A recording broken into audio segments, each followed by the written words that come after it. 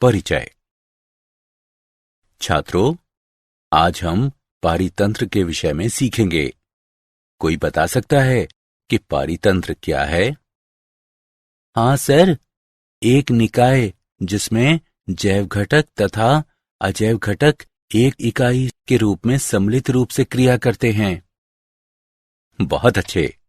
जैव घटकों से तुम्हारा क्या आशय है? सर, इसमें सभी सजीव चीजें आती हैं। और अजैव घटक क्या होते हैं? इसमें सभी निर्जीव चीजें जैसे कि सूर्य का प्रकाश सम्मिलित है, जो सजीवों की वृद्धि में सहायक है। बहुत अच्छे। इस पाठ में हम पारितंत्र की क्रियाविधि के बारे में सीखेंगे। तो आओ शुरू करें।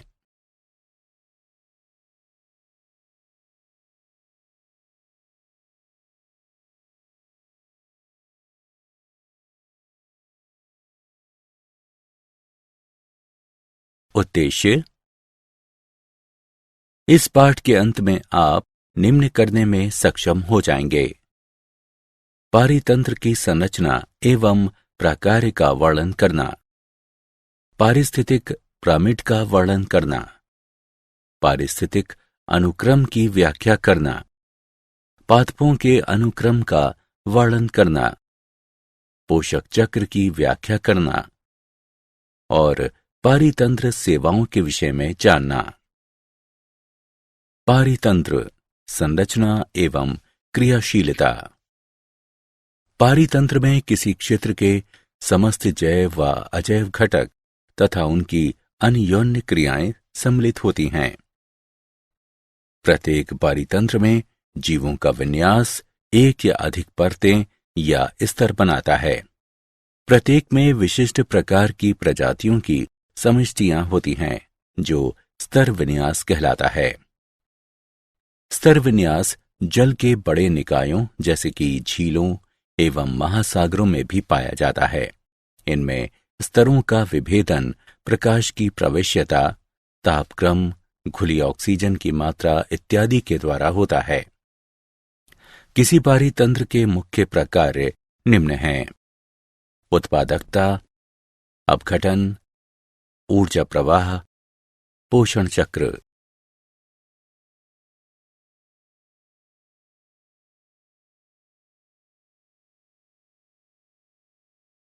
उत्पादकता। प्राथमिक उत्पादकता वह दर है जिस पर ऊर्जा को प्रकाश संश्लेषक तथा रसायन संश्लेषी स्वपोषियों द्वारा कार्बनिक पदार्थों में परिवर्तित किया जाता है। इसे भार प्रति ग्राम वर्ग या ऊर्जा किलो कैलोरी प्रति मीटर वर्ग के रूप में व्यक्त किया जाता है। जैव मात्रा के उत्पादन की दर उत्पादकता कहलाती है। इसे प्रति ग्राम वर्ग प्रति वर्ष के रूप में परिभाषित किया जाता है। उत्पादकता को सकल प्राथमिक उत्पादकता यानी जीपीपी तथा नेट प्राथमिक उत्पादकता यानी एनपीपी में विभाजित किया जा सकता है। किसी क्षेत्र या निकाय में उत्पादकता की कुल मात्रा सकल प्राथमिक उत्पादकता कहलाती है। कार्बनिक पदार्थ की एक निश्चित मात्रा का उपयोग उत्पादकों के जीवन हेतु श्वसन आदि में उपयोग कर लिया जाता है और अवशेष बचने वाली मात्रा नेट प्राथमिक उत्पादकता यानी एनपीपी कहलाती है। उदाहरण के लिए, पादप द्वारा उत्पादित जीपीपी की एक निश्चित मात्रा इसके अपने श्वसन हेतु उपयोग कर ली जाती है। एनपीपी बराबर जीपीपी माइनस श्वसन में क्षति हुई ऊर्जा। प्रति इकाई समय तथा क्षेत्रफल पर पोषितों की जैव मात्रा में बढ़ोतरी की दर द्वितीयक उत्पादकता कहलाती है।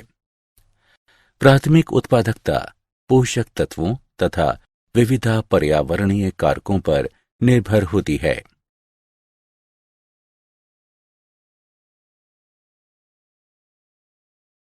अपघटन। अपघटन वह प्रक्रिया है जिसमें जटिल कार्बनिक पदार्थ सरल कार्बनिक पदार्थों में और अंततः अकार्बनिक यौगिकों के रूप में खंडित किए जाते हैं। अपरद अपघटन हेतु कच्ची सामग्री होती है। अपरदाहारी ऐसे जीव होते हैं जो अपरद से आहार प्राप्त करते हैं और इसे सरल यौगिकों में विखंडित कर देते हैं। अपघटन के निम्न चरण होते हैं। खंडन, ये अपरद को सरल यौगिकों में विखंडित करने की प्रक्रिया है। निक्षालन, यह प्राकृतिक प्रक्रिया है जिसके द्वारा जल में विलय पदार्थ जैसे कि उर्वरक, कीटनाशी आदि खुलकर मृदा या अपशिष्टों से बाहर चले जाते हैं। अपचय, एंजाइमों द्वारा अपरद को सरल कार्बनिक यौगिकों में और फिर अकार्बनिक यौगिकों में परिवर्तित किया जाना अपचय कहलाता है। ये एंजाइम जीवाणुओं एवं कवकों जैसे अपघटकों द्वारा स्रावित होते हैं।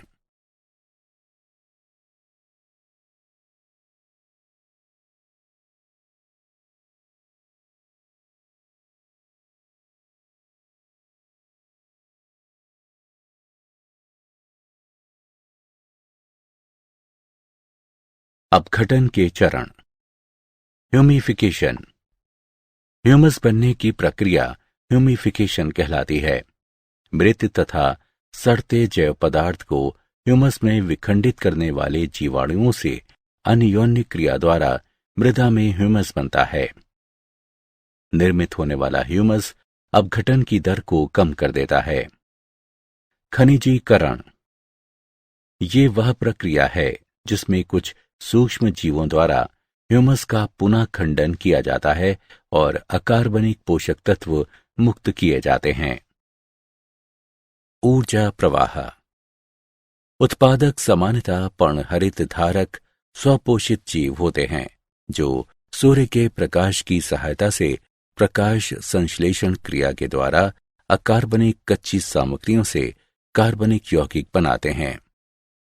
हरित पादप पारितंत्र में उत्पादक माने जाते हैं। उपभोक्ता ऐसे जीव होते हैं जो अन्य सजीवों से पोषक तत्व या भोजन प्राप्त करते हैं। ये परपोषित होते हैं। चित्र में प्रदर्शित समस्त जंतु उपभोक्ताओं की श्रेणी में आते हैं। उपभोक्ता दो प्रकार के होते हैं, शाकाहारी और मांसभक्षी।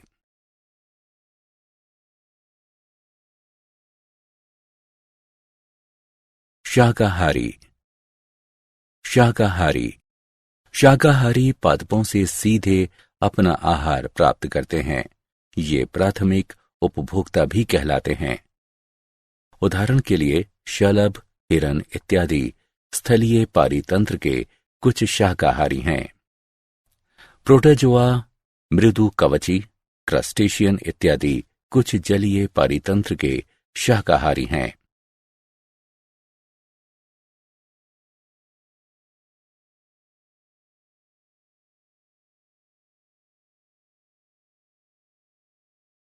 मांसाहारी, मांसभक्षी मांसभक्षी ऐसे जंतु होते हैं जो अन्य जंतुओं का आहार या शिकार करते हैं। शाकाहारियों से आहार प्राप्त करने वाले मांसभक्षी प्राथमिक मांसभक्षी या द्वितीयक उपभोक्ता कहलाते हैं, जैसे कि मेंढक, पक्षी, लोमड़ी, बिल्ली इत्यादि। जो जंतु प्राथमिक मांसभक्षियों से आहार प्राप्त करते हैं वे द्वितीयक मांसभक्षी या तृतीयक उपभोक्ता कहलाते हैं, जैसे कि उल्लू, मोर, चीता, शेर इत्यादि। द्वितीयक उपभोक्ताओं का कुछ बड़े मांसभक्षियों द्वारा शिकार कर लिया जाता है। ये तृतीयक उपभोक्ता कहलाते हैं। बड़े मांसभक्षी जैसे कि शेर, चीता इत्यादि जिनका शिकार नहीं किया जा सकता, वे खाद्य श्रृंखला में शीर्ष स्थान धारण करते हैं और शीर्ष मांसभक्षी कहलाते हैं। पादपों एवं जंतुओं दोनों का उपभोग करने में सक्षम जंतु सर्वाहारी कहलाते हैं, जैसे कि मनुष्य।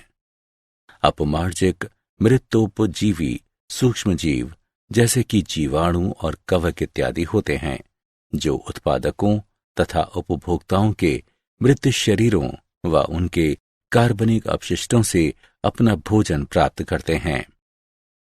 अपमार्जकों को प्रायः उनके छोटे आकार के कारण सूक्ष्म उपभोक्ता भी कहा जाता है। स्रोत से पादपों में ऊर्जा का स्थानांतरण, जो सजीवों की एक श्रृंखला के माध्यम से आहार लेने और आहार बन जाने की प्रक्रिया द्वारा होता है, वह खाद्य श्रृंखला कहलाता है।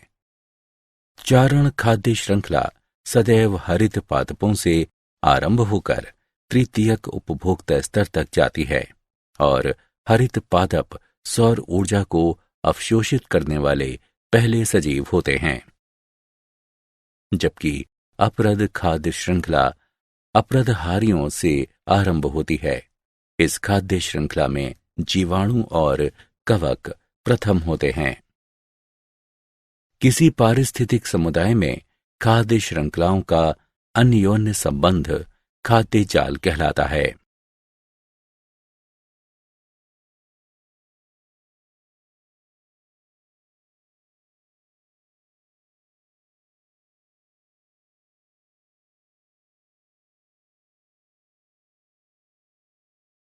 ऊर्जा प्रवाह। पोषी स्तर। खाद्य श्रृंखला में अपने आहार संबंधों के अनुसार जीव एक स्थान ग्रहण करते हैं जो उनका पोषी स्तर कहलाता है। सूर्य तथा पोषक तत्वों से ऊर्जा उत्पन्न करने वाले पादप प्रथम पोषी स्तर पर होते हैं। इसके पश्चात पादप खाने वाले शाकाहारी द्वितीय पोषी स्तर पर आते हैं। तीसरे स्तर पर प्राथमिक मांसभक्षी आते हैं, क्योंकि वे शाकाहारियों को खाते हैं। चौथे स्तर पर द्वितीयक मांसभक्षी आते हैं, क्योंकि वे प्राथमिक मांसभक्षियों को खाते हैं। विभिन्न पोषी स्तरों में किसी दिए गए समय पर उपस्थित सजीव सामग्री की मात्रा स्थित शस्य कहलाती है। उत्तरवर्ती पोषी स्तरों के साथ ऊर्जा प्रवाह की मात्रा घटती जाती है।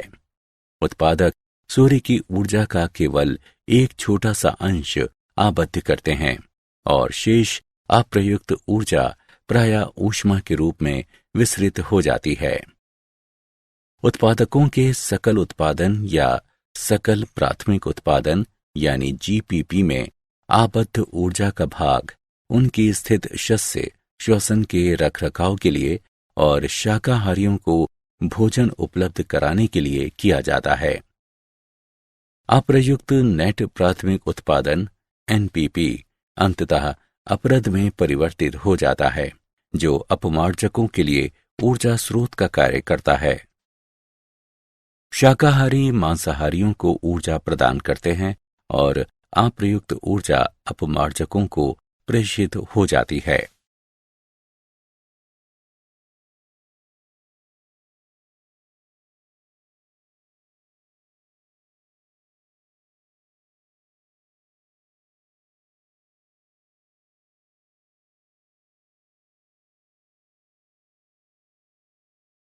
पारिस्थितिक पिरामिड सूची स्तंभ। पोषी संरचना को पारिस्थितिक पिरामिड के रूप में ग्राफीय तरीके से दिखाया जा सकता है। 3 प्रकार के पारिस्थितिक पिरामिड होते हैं। ये निम्न हैं: संख्या का पिरामिड, जैव मात्रा का पिरामिड और ऊर्जा का पिरामिड। संख्या का पिरामिड ये क्रमिक पोषी स्तरों पर संख्याओं के क्रम में उत्पादकों, शाकाहारियों और मांसभक्षियों के बीच संबंध प्रदर्शित करते हैं। निम्नतर से उच्चतर पोषी स्तरों तक जीवों की संख्या में क्रमिक घटोत्तरी होती जाती है। पारिस्थितिक पिरामिड सूची स्तंभ। पोषी संरचना को पारिस्थितिक पिरामिड के रूप में ग्राफीय तरीके से दिखाया जा सकता है। 3 प्रकार के पारिस्थितिक पिरामिड होते हैं। ये निम्न हैं: जैव मात्रा का पिरामिड। जैव मात्रा का पिरामिड ये प्रत्येक पोषी स्तर पर जैव मात्रा की सापेक्षिक मात्राएं दर्शाने वाला ग्राफीय निरूपण होता है। इसमें सजीवों को प्रत्येक आहार स्तर से एकत्रित किया, सुखाया जाता है और फिर भरमापन किया जाता है। ये शुष्क भार सजीवों में कार्बनिक पदार्थों की मात्रा दर्शाता है। जलीय पारितंत्र में जैव मात्रा का प्रामिड उल्टी आकृति वाला होता है, क्योंकि ये उच्चतर पोषी स्तर की ओर जैव मात्रा में तीव्र गिरावट प्रकट करता है।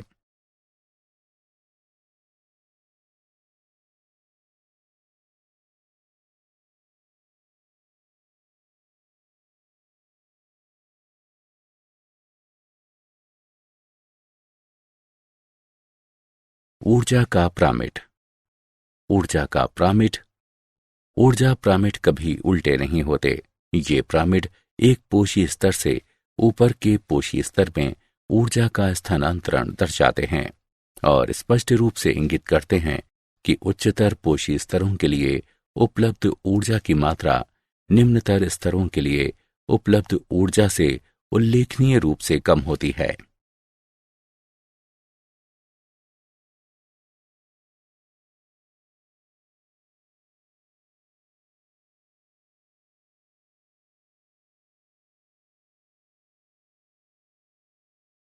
पारिस्थितिक अनुक्रमण।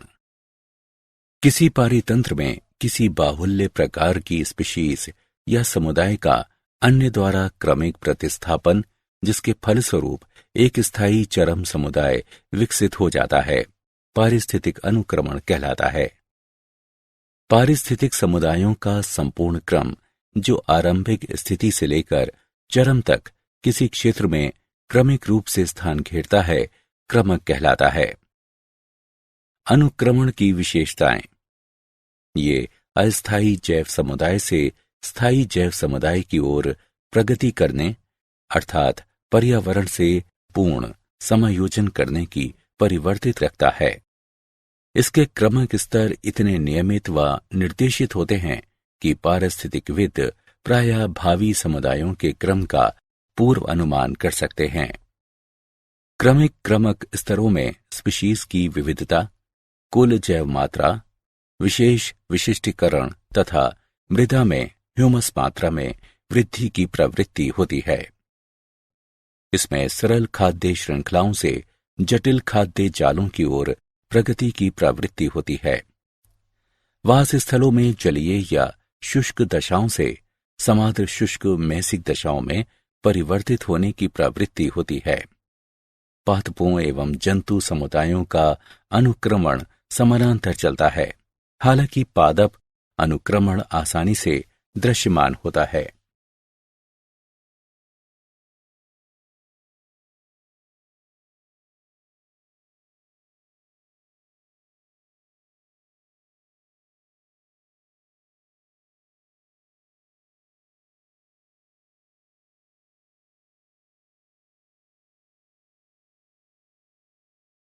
पारिस्थितिक अनुक्रमण। अनुक्रमण के प्रकार। अनुक्रमण दो प्रकार के होते हैं: प्राथमिक अनुक्रमण, द्वितीयक अनुक्रमण।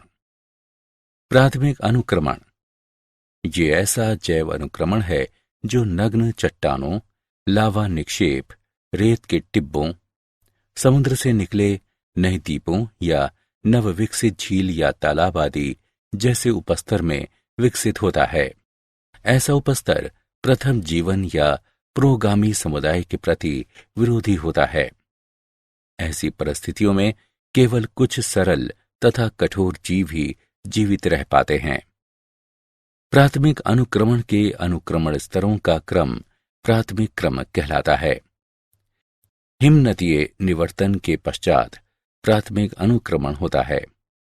हिमनदीय निवर्तन के पश्चात नग्न चट्टानें पीछे बची रह जाती हैं। समय के साथ इन चट्टानों पर मॉस और लाइकेन पनपने लगते हैं। जब ये मृत हो जाते हैं तो इनके कार्बनिक पदार्थ अपरदित चट्टान कणों से मिश्रित होकर सरल मृदा बनाते हैं। मृदा बनने के साथ घास और छोटे शाकीय पादप उगने शुरू हो जाते हैं। गहराई में मृदा अधिक जल धारण करती है। क्रमिक रूप से वृक्ष विकसित होते हैं, जिससे परिपक्व मृदाओं पर चरम समुदाय का विकास होता है।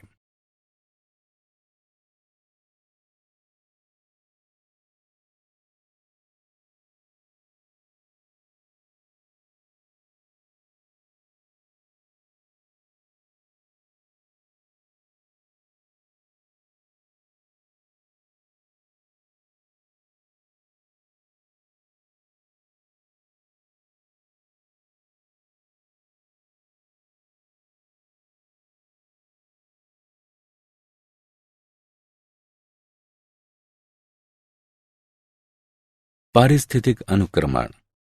द्वितीयक अनुक्रमण ये एक जैव अनुक्रमण होता है जो ऐसे क्षेत्र में होता है जो पूर्व प्रचलित जैव समुदायों के आग, सूखे, भूस्खलन, भूकंप इत्यादि के कारण नष्ट हो जाने के उपरांत रिक्त हो जाता है और जहां कुछ मात्रा में सूक्ष्म जीव व पर्याप्त मात्रा में कार्बनिक पदार्थ बच जाते हैं। अवशिष्ट प्रजातियां उस क्षेत्र में घुसने वाली कुछ नई प्रजातियों के साथ मिलकर एक नए समुदाय को उत्पन्न करती हैं। समुदाय में क्रमक परिवर्तन होते हैं और अंततः एक जलवायविक चरम समुदाय का उदय होता है। द्वितीयक अनुक्रमण स्तरों का क्रम द्वितीयक अनुक्रमण कहलाता है। पादपों का अनुक्रमण। पादपों में अनुक्रमण के 7 स्तर होते हैं। प्लवक स्तर। प्लवकों के बीजाणु वायु या जंतुओं के माध्यम से नवनिर्मित जल निकाय तक पहुंच जाते हैं। प्लवक स्तर में मुख्यतः सूक्ष्म स्वपोषी सजीव जैसे कि हरित, फ्लैकलेट्स, डायटम्स और क्यानोबैक्टीरिया आते हैं। ये फाइटोप्लैंक्टन यानी पादप प्लवक कहलाते हैं। पादप प्लवकों की समष्टि प्राणी मंद प्लवकों यानी जूप्लैंक्टन से संतुलित होती है जो पादप प्लवकों को खाते हैं। पादप प्लवकों की मृत्यु और अपघटन सिल्ट से मिश्रित होकर तालाब के तल में नर्म कीचड़ बनाता है जो अगले क्रमक स्तर की समृद्धि हेतु अनुकूल होता है। जड़ युक्त निमग्न यानी जड़ीय जलोद्भिद स्तर। कार्बनिक पदार्थ से मिश्रित नर्म कीचड़ निमग्न पादपों जैसे कि पोटेमोगेटन, हाइड्रिला, वेलिसनेरिया, यूट्रिक्युलेरिया, जेनिचेलिया इत्यादि की समृद्धि के अनुकूल होता है। इनकी जड़ें कीचड़ में होती हैं और पानी से भरी रहती हैं। पादपों के आसपास सिल्ट और रेत का संचय जल निकाय को उथला बनाता है। निमग्न पादपों की मृत्यु और अपक्षय नवनिर्मित मृदा को ह्यूमस से समृद्ध करता है। इससे यह क्षेत्र निमग्न पादपों के लिए कम उपयुक्त हो जाता है और अगले क्रमक स्तर के लिए अधिक उपयुक्त हो जाता है। प्लावी स्तर यानी प्रातृण। क्षेत्र में तैरते स्थिरक पादपों जैसे कि निम्फिया, नेलुम्बो इत्यादि की प्रजातियां घुस आती हैं। ये पादप जल को खनिज एवं कार्बनिक पदार्थों से समृद्ध कर देते हैं। कुछ मुक्त प्लावी प्रजातियां जैसे कि Azolla, Lemna, Wolffia, Pistia, Spirodela, Eichhornia इत्यादि भी यहां प्रकट हो जाती हैं। प्लावी स्तर की तीव्र समृद्धि होने से तल और मोटा होता है तथा परिधि पर जल उथला हो जाता है। नरकुल अनूप स्तर। जलथलीय पादप जैसे कि टाइफा, फ्रैगमेटिस, सेगिटेरिया, स्क्रिप्स इत्यादि क्षेत्र में प्लावी पादपों को प्रतिस्थापित कर देते हैं। ये पादप प्रचुर मात्रा में कार्बनिक पदार्थ उत्पन्न करते हैं तथा जल की विशाल मात्रा को छानते हैं।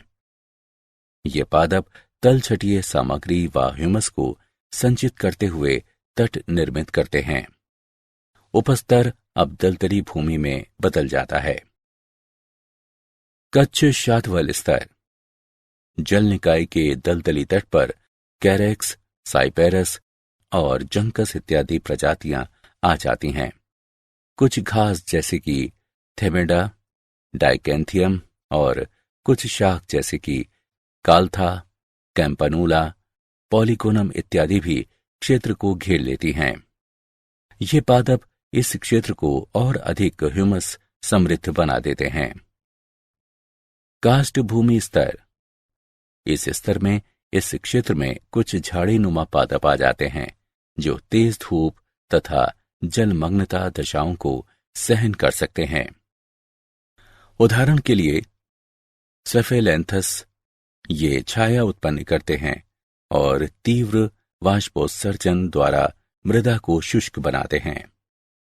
धूप तथा जलमग्नता सहन कर सकने वाले कुछ वृक्ष जैसे कि पापुलस, एलनस इत्यादि भी क्षेत्र में आ जाते हैं। ये पादप वाष्पोत्सर्जन करते हुए जलस्तर को और गिराते हैं तथा अधिक मृदा निर्माण करते हैं। चरम वन पूर्व अध्यासी विलुप्त हो जाते हैं और उनका स्थान अधिक छाया सहनशील और समोद्भिदीय प्रजातियां ले लेती हैं। इस प्रकार कभी गहरे जल के अंतर्गत रहा क्षेत्र अंततः एक वन में रूपांतरित हो जाता है। ये ध्यान रखना चाहिए कि चरम समुदाय की प्रकृति जलवायु पर निर्भर होती है। वन समुदाय तभी विकसित होता है जब जलवायु अधिक नम हो। शुष्क जलवायु में चरम समुदाय घास भूमि या किसी अन्य जीरक समुदाय में बदल जाता है। पोषक चक्रण सजीवों में तथा सजीवों व उनके भौतिक पर्यावरण के बीच पोषकों या तत्वों का संतत विनिमय जैव भू रासायनिक या पोषक चक्र कहलाता है। पोषक चक्र के प्रकार गैसीय और अवसादी। गैसीय पोषक चक्र के स्रोत वायुमंडल में उपस्थित हैं। कार्बन, नाइट्रोजन चक्र आदि गैसीय पोषक चक्र के उदाहरण हैं। अवसादी पोषक चक्र के स्रोत भूपप्रटी में उपस्थित हैं। फास्फोरस, पोटेशियम चक्र आदि अवसादी पोषक चक्र के उदाहरण हैं।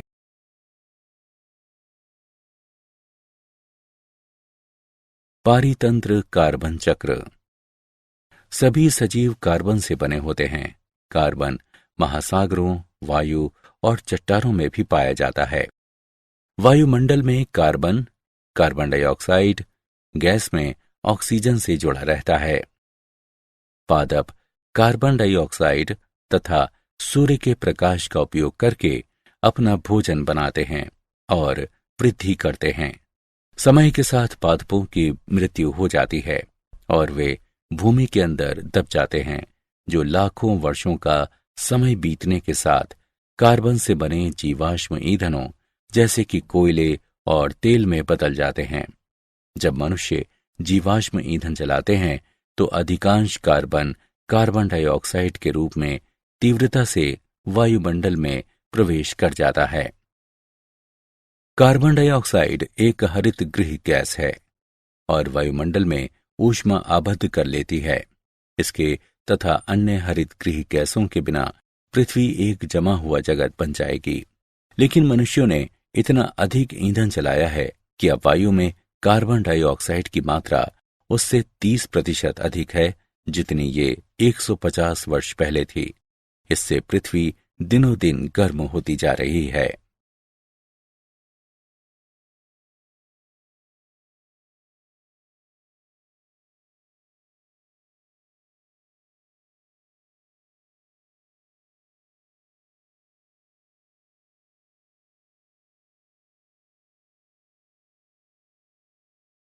पारितंत्र फास्फोरस चक्र।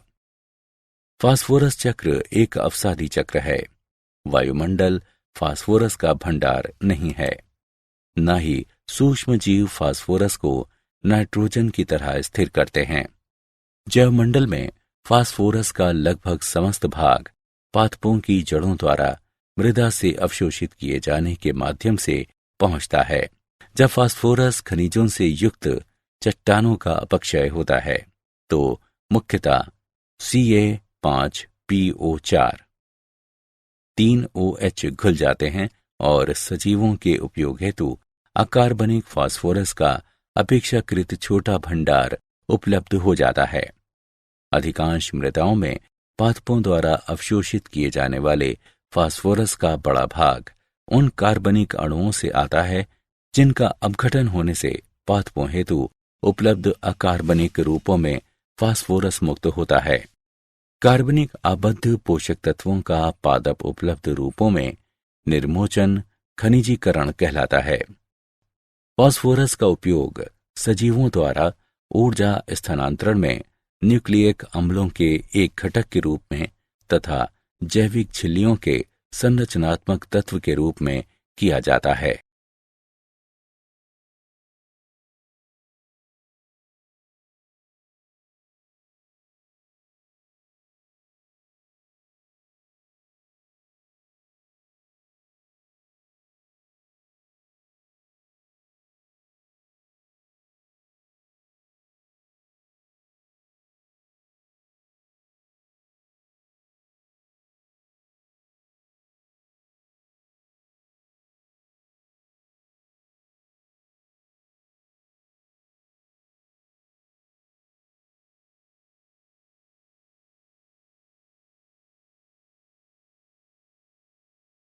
पारितंत्र सेवाएं।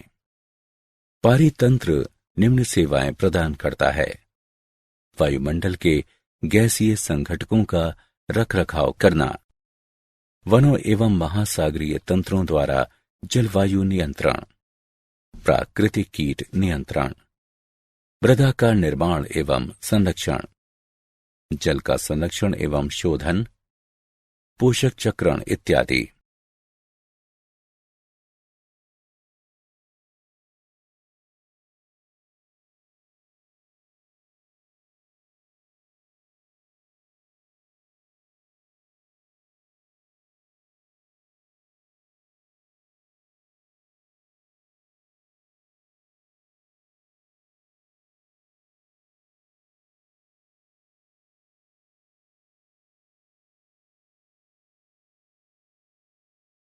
क्या आप जानते हैं 1935 में आर्थर ट्रांसले नामक अंग्रेज पारिस्थितिकविद ने पारितंत्र शब्द प्रस्तुत किया।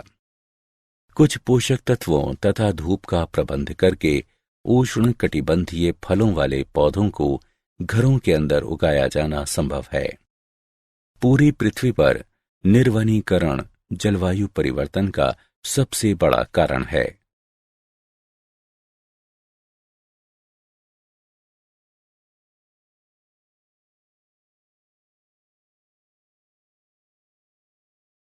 सारांश।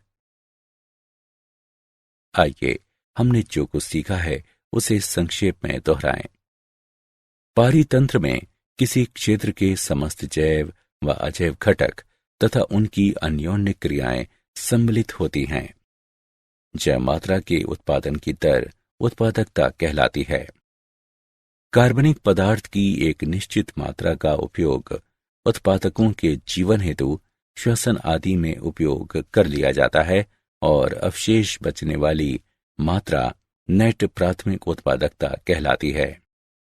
एनपीपी बराबर जीपीपी माइनस श्वसन में क्षति हुई ऊर्जा। अपघटन वह प्रक्रिया है जिसमें जटिल कार्बनिक पदार्थ सरल कार्बनिक पदार्थों में और अंततः अकार्बनिक यौगिकों के रूप में खंडित किए जाते हैं। शाकाहारी पादपों से सीधे अपना आहार प्राप्त करते हैं। मांसभक्षी ऐसे जंतु होते हैं जो अन्य जंतुओं का आहार या शिकार करते हैं।